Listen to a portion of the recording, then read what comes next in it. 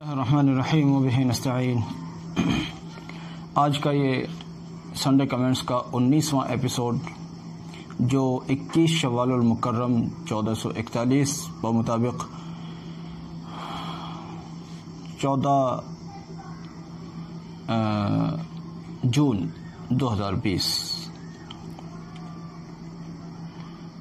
پہلا سوال ہے، یہ کہتے ہیں جناب مفتی صاحب، آج کل لاک ڈاؤن میں نکاح ہو رہے ہیں، جس حد تک حکومت کی پابندی ہے، سادگی ہے، باقی رسومات بدستور ہیں، اس پر کوئی معقول روشنی ڈالیے۔ یہی تو بات دکھ کی ہے کہ اگر پیغمبر اسلام صلی اللہ علیہ وسلم سادگی کا مشورہ دیتے ہیں تو نعوذ باللہ قبول نہیں کی جاتی، اور اگر حکمراں ڈنڈا دکھا کر اگر سادگی اختیار کرواتے ہیں تو بالکل آمنا و صدقنا۔ یہ کیا بات ہے؟ اس کا مطلب تو یہ ہو گیا کہ حکومت کا خوف سر چڑھ کر بولتا ہے اور اللہ کا خوف رخصت ہوا۔ شادیاں ہمیشہ سادگی سے ہونی چاہیے۔ آج جتنا بھی معاشرے میں آگ لگی ہوئی ہے نا، کوئی کہتا ہے کاروبار نہیں ہے، کوئی کہتا ہے مفلسی دور نہیں ہوتی، کوئی کہتا ہے مقروضیت ہے۔ اکثر و بیشتر لوگوں نے شادیوں کے نام پر قرضے کیے ہوئے ہیں، اکثر و بیشتر لوگ شادیوں کے نام پر تباہ ہیں، اور جس کے یہاں لڑکا ہو جاتا ہے، یعنی لڑکا جس کا جوان ہو جاتا ہے، وہ تو زمین پہ پیر ہی نہیں رکھتا۔ غریبوں کی لڑکیاں تو لینا جیسے اس کے لیے عیب ہے، اگر یہ غریب کیا دے گا، ہماری تو ناک کٹ جائے گی۔ مجھے دکھ ہوتا ہے اس جملے پر۔ وہ کہتا ہے کوئی جہیز نہیں ملا، میری ناک کٹ گئی۔ بے شرم بے غیرت انسان، جب وہاں سے مانگ کر لایا تھا، بھیک مانگ کر لایا تھا، میرے کو کار چاہیے، میرے کو ہوائی جہاز چاہیے، جب وہ ساری چیزیں جہیز کی مانگ کر لایا تھا اس وقت ناک نہیں کٹی۔ اور معاشرہ بھی کیسا بے غیرتی کی طرف چلا گیا ہے، جو آدمی سادگی کے ساتھ آ جائے اس کو کہتے ہیں کہ کیا ملا تجھے، اور جو آدمی بھیک مانگ کر لائے جہیز کے نام پر اس کو کہتے ہیں واہ بھائی واہ بھائی واہ۔ تو اس کا مطلب معلوم ہے کیا ہے؟ اس کا مطلب یہ ہے معاشرے میں بے حیائی عام ہو گئی ہے۔ بے حیائی مطلب صرف وہی ہے بے حیائی نہیں جس کو بے حیائی کہا جاتا ہے، یہ بھی تو بے حیائی ہے کہ ایک آدمی کھلا خزانہ جہیز مانگتا ہے۔ بہت سارے لوگ کہتے ہیں کہ جی ہمیں چاہیے تو کچھ نہیں، جو ہمارے جو کچھ لوگ آئیں گے ان کو کھانا دینا ذرا اچھے سے دینا نا۔ کیوں بھائی؟ وہ بھوکے آئیں گے کیا؟ وہ بھوکے آئیں گے؟ وہ آدمی تمہارے، اور ان کی تواضع کرے گا بیچارہ لڑکی والا، کیوں؟ آخر اس کی کیا ڈیوٹی ہے؟ وہ کیوں کرے گا؟ وہ آدمی تمہارے، رشتہ دار تمہارے، ملنے جلنے والے تمہارے ان پر احسانات یا ان کے تمہارے اوپر احسانات، وہ برات کے نام پر دوسرے یعنی لڑکی کے باپ کے اوپر کیوں چڑھائی کرائی جا رہی ہے؟ یہ سب کی سب بےہودہ رسم ہے، خالص بےہودہ۔ ایسی رسم ہیں جو عقل میں بھی نہیں آتی۔ پتہ نہیں کیسے لوگ ان کو سمجھتے ہیں، کیسے لوگ ان کو فالو کرتے ہیں۔ میرے تو بالکل بھی یہ بات سمجھ میں نہیں آتی کہ کیا ہو گیا ہے لوگوں کو، کیا ہماری غیرت مر گئی، ہماری عقل ہم بازار میں بیچ کر کھائے؟ کیا ہوا آخر؟ شادی بیاہوں کے نام پر ہم لٹ رہے ہیں، تباہ ہو رہے ہیں، معاشرہ مقروض ہوتا چلا جا رہا ہے، معاشرہ تباہ ہوتا چلا جا رہا ہے، طلاقوں کا ریشو بڑھتا جا رہا ہے، مگر اس کے باوجود یہ حال ہے کہ کوئی اصلاح کے لیے آواز اٹھانے کو تیار نہیں ہے۔ اور اگر ہم جیسا کوئی مولوی اگر آواز اٹھائے تو اوہو، پھر ہمارا بائیکاٹ کرنے کی تیاریاں، اللہم ارحمنا، ہمارا بائیکاٹ کرنے کی تیاریاں۔ میں نے ایسے مشاہدے کیے ہیں کہ اگر میں نے کہیں کسی شادی وغیرہ کی اگر مجلس میں جا کر کچھ سادگی کے متعلق کہہ دیا ہے تو لوگوں کو اپنی رسمیں ہمیں بلانے سے، جو تھوڑی دیر پہلے حضرات یہ وہ حضرت جن کی نگاہوں میں پتہ نہیں کتنے بڑے حضرت تھے، اگر ہم نے ان کے مزاج کے خلاف کوئی بات کہہ دی تو ساری حضرت پن 1 منٹ میں خارج۔ آپ نہیں چاہیے ہو حضرت، اب آپ حضرت پرانے ہوئے، اب ہمیں رسمیں ہی چاہیے۔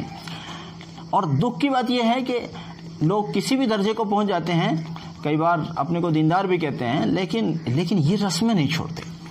دیکھو میں بتاؤں آپ کے سوال کے اکارڈنگ، شادی کتنی سی چیز ہے جس کے پیچھے سارا معاشرہ باولا ہوا پھر رہا ہے۔ بڑی آسان سی 2 لفظوں میں شادی بتاؤں، کتنی آسان سی چیز ہے۔ مان لیجئے آپ نے کسی جگہ پر جا کر لڑکی دیکھی، ہاں جی ہمیں لڑکی پسند آ گئی،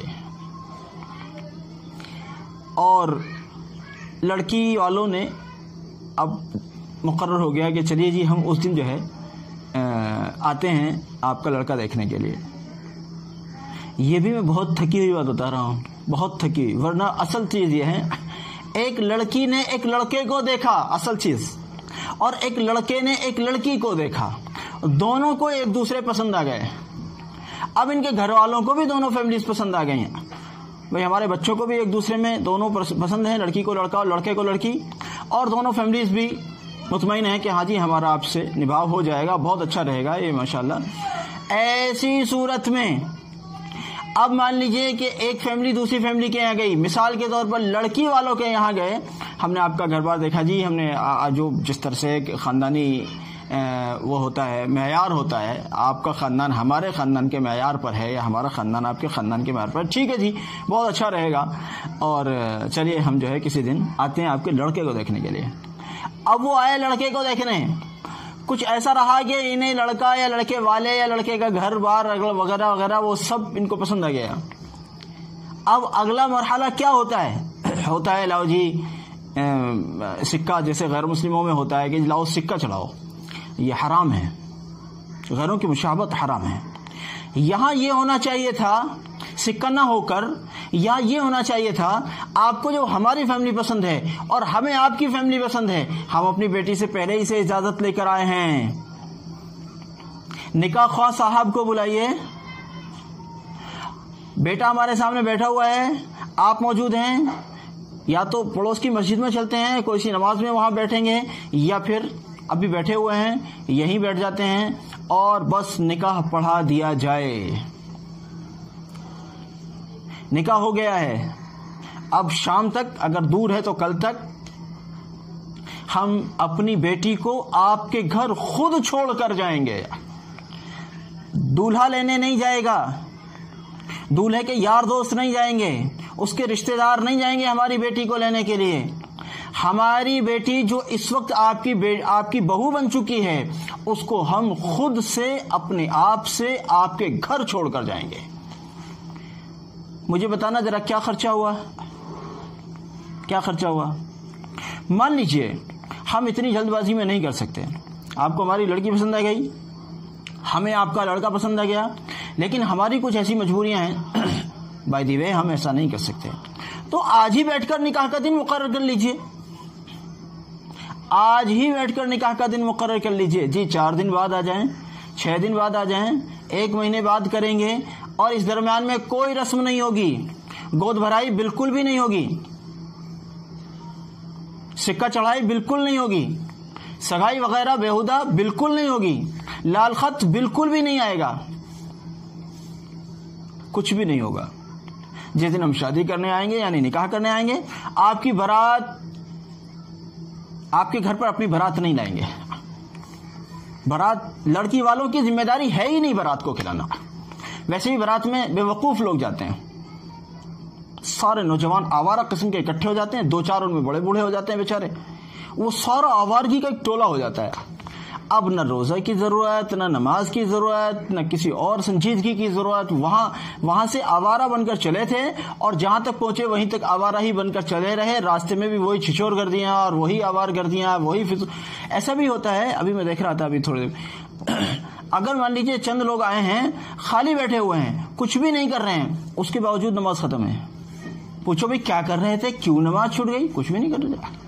ان کو آوارہ نہ کہا جائے تو پھر ان کو کیا کوئی ایوارڈ دیا جائے, ان کو انعام دیا جائے, صاحب یہ تو بہت عظیم لوگ ہیں ماشاءاللہ, دیکھو خالی بیٹھے بھی نماز چھوڑ دی, واہ واہ واہ واہ, ان کو تو ایوارڈ ملنا چاہیے. نعوذ باللہ من, نعوذ باللہ. اس لیے بھائی دیکھو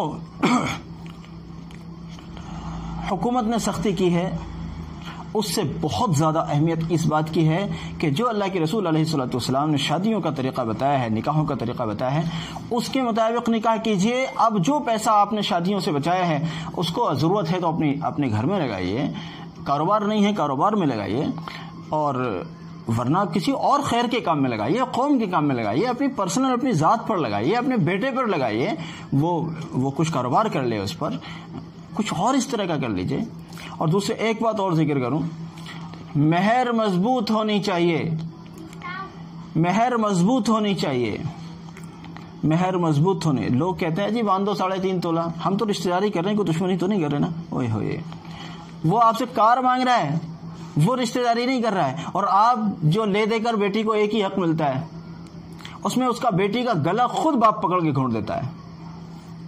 3.5 تولہ باندھ دو جی, ہم تو رشتہ داری کر رہے ہیں. کچھ یہ جاہل آدمی ہیں, میرے الفاظ تھوڑے سے ٹائٹ لگتے ہوں گے، میں معافی چاہتا ہوں، لیکن سچی بات یہ ہے کہ یہ جاہل آدمی ہے. طنز میں نہیں کہہ رہا میں اس کو جاہل، وہ ہے ہی جاہل. اس کو پتہ ہی نہیں ہے کہ مہر کس کو کہتے ہیں. لوگ یہ سمجھتے ہیں کہ مہر مضبوط اس لیے باندھی جاتی ہے کہ لڑکا طلاق نہ دے. یہ بالکل بھی نہیں ہے. یہ وجہ مہر مضبوط باندھنے کی بالکل بھی نہیں ہے. یہ وجہ ہے ہی نہیں مہر کی مضبوط باندھنے کی. اس لیے شادی بہت مختصر سیدھے سادے طریقے پر ہو سکتی ہے، لیکن ہم بے وقوف ہو گئے، اللہ ہمیں معاف فرمائے. ہم نے بھلا دیا، وہ طریقہ نبوت کو بھلا دیا. اس کے لیے اب نسلوں کی نسلیں، لوگوں کے مکان بک جاتے ہیں، لوگوں کی پراپرٹیاں بک جاتی ہیں. لوگ اپنے آپ کو گروے رکھ کر اس کے باوجود بیٹی کی شادی کرتے ہیں، اور بیٹی جا کر بیچاری سسرال میں پھر بھی خوش نہیں رہتی. اب مجھے بتاؤ، اس نے جو اپنا سب کچھ گروے رکھا تھا، اس کو کیا فائدہ ہوا؟ یا پھر اس کے گھر پر جو لڑکی پیدا ہو گئی تھی، تو گناہ کر دیا تھا اس غریب نے کہ اس کے گھر پر بیٹی پیدا ہو گئی. گناہ ہو گیا شاید اس کے گھر پر بیٹی پیدا ہو گئی. یہ میرا مستقل ٹاپک رہتا ہے. آپ نے یہ سوال پوچھ کر ایک طرح سے میرے ضمیر کے تاروں کو چھیڑ دیا. میں ہمیشہ ان شادی بیاہوں کی رسموں کے ہمیشہ مخالفت کرتا ہوں، اور اکثر و بیشتر ان میں جو رسمیں پائی جاتی ہیں وہ حرام درجے کی پائی جاتی ہیں. اگر معاشرہ ان سے نہ سدھارے اپنے آپ کو تو یہ مستقل حرام ہو رہا ہے، حرام ہو رہا ہے، حرام ہو رہا ہے. اور دینداروں کو بھی مجبور کیا جاتا ہے کہ ہم کر رہے ہیں تم بھی کرو. مطلب یہ ہوا ہم جہنم میں جا رہے ہیں تو تم بھی ہمارے ساتھ چلو، اکیلے نہیں جائیں گے بھائی، تمہیں بھی لے کے جائیں گے. نعوذ باللہ. اس سے ہمیں لڑنا ہوگا، اس سے ہمیں لڑنا ہوگا. ہمیں اس پر اصلاح کی کوشش کرنی ہوگی. بہرحال اس پر ہم الگ سے پھر کبھی کچھ مخصوص قسم کی کچھ باتیں کریں گے انشاءاللہ. آگے بڑھتے ہیں. کہتے ہیں کہ جناب علی، جب عورت عدت سے فارغ ہوتی ہے، یہ شہادت حسین صاحب کا سوال ہے، عورت جب عدت سے فارغ ہوتی ہے تو اس کے لیے کیا پابندیاں باقی رہ جاتی ہیں؟ مثلا کیا عدت کے بعد 3 روز تک گھر سے نہیں نکلنا چاہیے، اور مائکے جانا ضروری ہے؟ بالکل بھی نہیں. عدت ختم ہوئی تو عدت کی پابندیاں بھی ختم ہوئی. 3 دن مزید کس چیز کے ہیں؟ دوسری بات، مائکے جانے کا جو رواج چلا ہے یہ محض ایک رسم ہے. اس کی کوئی شریعت سے اس کا کوئی وہ نہیں ہے کہ صاحب مائکے جانا ہی جانا ہے. بعض علاقوں میں ایسا کرتے ہیں کہ آج عدت ختم ہوئی ہے، اس کو تھوڑا سا ذرا پڑوس کے گھر میں بھیج دو. کیا ضرورت ہے؟ اس سب کی کوئی ضرورت نہیں ہے. رہ گئی یہ کہ صاحب وہ 3 دن والی بات، یہ 3 دن کچھ بھی نہیں ہے. جب آج عدت ختم ہوئی تو آج عدت ختم ہوئی. عدت کی گنتی ہمیشہ چاند کی تاریخوں سے کیجیے. انگریزی تاریخوں میں کئی دن بڑھ جاتے ہیں بعض اوقات.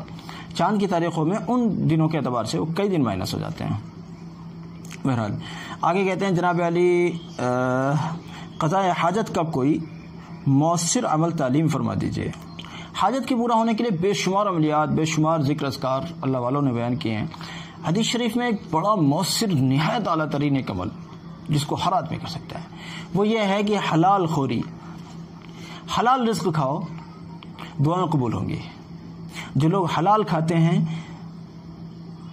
اور حلال کھانے کے ساتھ ساتھ حرام اعمال سے بچتے ہیں، آپ یقین نہیں جانیں گے اس قدر حیرت کے ساتھ ان کی دعائیں قبول ہوتی ہیں، تعجب میں ڈالنے والی. اب ہوتا کیا ہے، لمبے لمبے وظیفے ہوتے ہیں، رزق حرام ہے، کہتے ہیں وظیفہ تو بہت کیا، وظیفے تو بہت کیے، تھک گیا ہوں وظیفے کرتے، کام ہی نہیں ہوتا. اپنے رزق کی فکر کرو حضرت، اپنا رزق کیسا ہے. اگر رزق حرام ہے تو اور لمبے لمبے وظیفے کرو، کچھ نہیں ہونا ہے. وہ مرضی مولا ہے کہ اللہ چاہتے ہیں بغیر وظیفوں کے بھی دیتے ہیں. اگر لیکن رزق حلال ہے، مختصر حد اٹھائے ہوئے بھی قبول ہیں. اور رزق حرام ہے، آدمی دن اور رات ہائے اللہ مر گیا، ہائے اللہ میرے پری، کچھ نہیں ہوتا. باقی مرضی مولا. بہرحال پھر بھی ایک عمل بتاتا ہوں. ہفتے کے روز، بعض لوگوں نے اس کو اتوار کے روز کہا ہے، بعض لوگوں نے ہفتے کے روز سے کہا ہے، بعض لوگوں نے جمعرات کے روز سے کہا ہے. بہرحال جو اب تینوں میں نے بتا دیا، اب جون سا آپ کو آسان ہو. فجر میں 70 مرتبہ سورہ فاتحہ پڑھیں، اور پھر اگلے روز 60 مرتبہ، پھر اگلے روز 50 مرتبہ، پھر اگلے روز 40، پھر اگلے روز 30، پھر 20، پھر 10 مرتبہ سورہ فاتحہ پڑھیں. اللہ رب العزت کے حضور اپنی حاجت کو رکھیں، اللہ میرا فلاں مسئلہ حل کر دیجئے. پھر اگلے ہفتے میں پھر دوبارہ سے اسی طرح سے شروع کریں، پہلے دن 70، پھر 60، پھر 50، پھر 40، پھر 30، 20 اور 10، اس طرح چند ہفتے کریں، انشاءاللہ حاجت پوری ہوگی اللہ نے چاہا تو۔ رزق کا خیال رکھیں، رزق حلال ہو، زبان حلال بول رہی ہو، آنکھیں حلال دیکھ رہی ہوں، ہمارے کارنامے حلال ہوں، حرام اعمال ہمارے اندر نہیں ہونے چاہیے، حرام اللہ سے دور کر دیتا ہے، حلال اللہ کے قرب کا باعث بنتا ہے۔ بہرحال آگے کہتے ہیں مفتی صاحب امتحان میں کامیابی کے لیے کیا کرنا چاہیے؟ بعد نماز عصر، اس کے لیے اور بھی وظائف ہیں، لیکن ایک میں اپنا ایک مجرب عمل بتاتا ہوں۔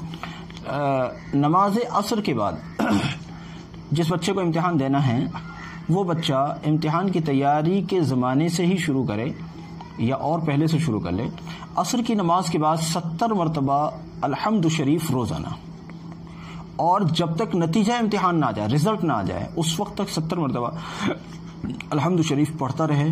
انشاءاللہ امید ہے اللہ کی ذات عالی سے کہ کامیاب ہوگا، پاس ہوگا، انشاءاللہ ناکام نہیں ہوگا امتحان میں، چاہے کسی بھی طرح کا امتحان ہے۔ اس عمل کو کیا جائے، بہت اچھا عمل ہے، ہمارا مستقل مجرب بھی ہے، بہت سے لوگوں کو بتایا بھی ہے، بہت سے لوگوں نے اس سے نفع بھی حاصل کیا ہے، اللہ کے فضل سے بہت نتیجہ ملتا ہے۔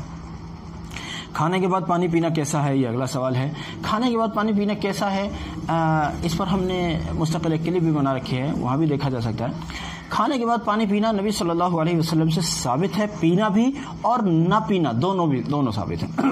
گویا کہ جو لوگ پیتے ہیں وہ اگر سنت کی نیت کر لیں تو بھی ان کی سنت ادا ہو جائے گی، اور جو لوگ نہیں پیتے ہیں وہ بھی اگر سنت کی نیت کر لیں تو ان کی بھی سنت، یعنی نبی صلی اللہ علیہ وسلم سے ثابت ہے کہ کھانے کے بعد پانی پیا ہے، یہ بھی ثابت ہے، اور نبی صلی اللہ علیہ وسلم نے پانی نہیں پیا ہے کھانے کے بعد، اس کا بھی ثبوت حدیث شریف میں موجود ہے۔ اب آپ دیکھ لیں آپ کون سی سنت کو پکڑیں، کبھی پینے والی پر عمل کر لیں، کبھی نہ پینے والی پر عمل کر لیں، ایسا ہو سکتا ہے۔ اگلا سوال ہے، شادیوں میں جوتا چرائی اور اس کی اجرت ہوتی ہے، اس اجرت کا کیا حکم ہے؟ ویسے تو میں ساری بات پہلے ہی سوال میں کہہ چکا ہوں، لیکن پھر دوبارہ سن لیجئے، قطعاً حرام ہے، قطعاً حرام ہے۔ جوتا چرائی تو ایسے سمجھو، اور اس کی اجرت جیسے کیا بولتے ہیں اس کو، چوری اور اوپر سے سینہ زوری۔ ایک تو غریب کے جوتے چرا لیے، اب اوپر سے زبردستی اس کے ساتھ ہو رہی ہے کہ لائیے ہمیں تو اتنے پیسے چاہیے، یہ حرام ہے۔ چوری کرنا حرام ہے، تو ڈکیتی ہے، آنکھوں کے سامنے ڈکیتی ڈالی جا رہی ہے، آنکھوں کے سامنے سے جوتا اٹھا غائب کر دیا۔ بڑی ایکسپرٹ ہوتی ہیں بعضی لڑکیاں، پتہ نہیں کیسے غائب کر دیتی ہیں، اللہ ہی بہتر جانے۔ خیر الحمدللہ ہمارا تو واسطہ نہیں ہے، حرام ہے۔ وہ جو پیسے آئے ہیں وہ بھی حرام ہے، وہ پیسے آئے ہیں وہ حرام ہے، ان کا استعمال حرام ہے، وہ ان کا استعمال کسی صورت جائز نہیں ہے۔ ان پیسوں سے اپنے بچوں کو بچاؤ تاکہ ان کے روزے نماز محفوظ رہیں، ان کا ایمان اعمال محفوظ رہیں، اس پیسے سے اپنے بچوں کو بچاؤ، اللہ حفاظت رکھے۔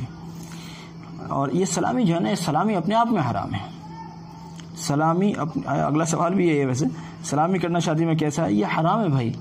ہماری عورتیں غیر محرم مردوں کے ساتھ بے تکلفی اختیار کریں، بناؤ سنگار کر کے ان کے ساتھ سلامی کریں، یہ تو قطعاً گناہ کبیرہ ہے، یہی تو بے حیائی ہے، یہی تو حرام ہے۔ اور پھر حرام کس کو کہتے ہیں؟ زبیر صاحب کہتے ہیں کیا مہندی لگانا جائز ہے؟ جی، خواتین کے لیے مہندی لگانا زینت کا باعث ہے۔ مرد جو شادی بیاہوں میں دیکھتے ہیں ہم دولہے ولہوں کو وہ ہاتھوں پر لگا کر آتے ہیں، بالکل نہیں، یہ تو عورتوں کا کام ہے، عورتوں کو لگانے دیجیے، مردوں کا اس سے کوئی تعلق نہیں۔ درخواست ہے کہ ہمارے اس مختصر کلپ کو دوسروں تک پہنچائیں، اللہ جزائے خیر دے۔